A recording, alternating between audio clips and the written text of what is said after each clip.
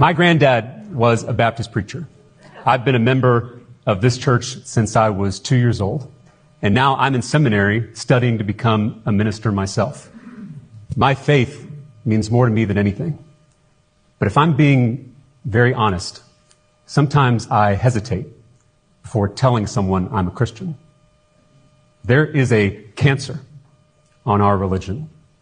Until we confess the sin that is Christian nationalism and exorcise it from our churches, our religion can do a lot more damage than a six-pack of Lone Star. There is nothing Christian about Christian nationalism.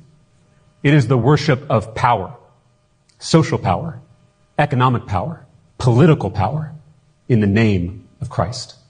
And it is a betrayal of Jesus of Nazareth. He told us we would know them by their fruits. Jesus includes. Christian nationalism excludes. Jesus liberates. Christian nationalism controls. Jesus saves. Christian nationalism kills. Jesus started a universal movement based on mutual love. Christian nationalism is a sectarian movement based on mutual hate. Jesus came to transform the world. Christian nationalism is here to maintain the status quo. They have co-opted the Son of God. They've turned this humble rabbi into a gun-toting, gay-bashing, science-denying, money-loving, fear-mongering fascist. And it is incumbent upon all Christians to confront it and denounce it. Amen. How did this happen? The first followers of Jesus didn't call themselves Christians. They called themselves the Way. Their crucified teacher taught them a different way of being human, and they intended to follow it. The early church was a revolutionary community built on radical love, a peculiar people who shared all their possessions and refused to participate in the economy, the military, or the culture. The book of Acts tells us that the first Christians were persecuted for turning the world upside down.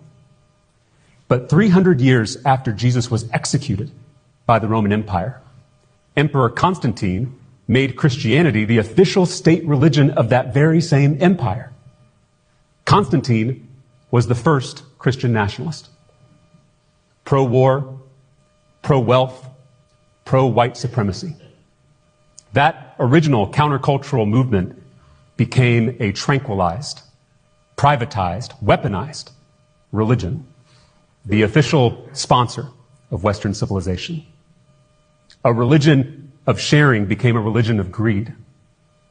A religion of peace became a religion of violence. A religion of forgiveness became a religion of judgment. A religion of ego transformation became a religion of ego affirmation. Today, Christian nationalists obsess over people's private parts while the planet burns.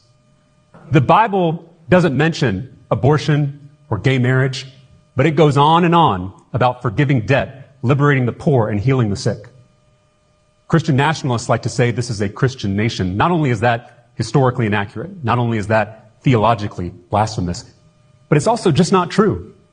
Look around us. If this was truly a Christian nation, we would forgive student debt. If this was truly a Christian nation, we would guarantee health care to every single person.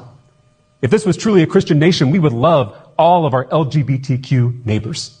If this was truly a Christian nation, we would make sure every child in this state and in this country was housed, fed, clothed, educated, and insured. If this was truly a Christian nation, we would never make it a Christian nation, because we know the table of fellowship is open to everybody, including our Buddhist, Hindu, Jewish, Muslim, Sikh, and atheist neighbors. Jesus could have started a Christian theocracy, but love would never do that. The closest thing we have to the kingdom of heaven is a multiracial, multicultural democracy where power is truly shared among all people, something that's yet to exist in human history.